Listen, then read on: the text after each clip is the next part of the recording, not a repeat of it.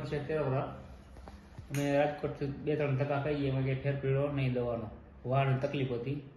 અત્યારે ઓછો બધી હોમિયોપેથિકની દવા ચાલુ કરી, અમને અત્યારે 100% રિઝલ્ટ મળી ગયું. હાવ રેડી થઈ ગયો. હાથ પગ કાંઈ વાર નથી અત્યારે. હાજરનો કોઈ વસ્તુ નથી. પેલા વા ક્યાં ક્યાં સંધામાં હતો? પેલા હાથમાં હતો પૂરેપૂરો, પછી પગમાં આવ્યો. પગમાંથી હાવ બંધ થઈ ગયો, હાથમાં ઉતરી ગયો હાવ.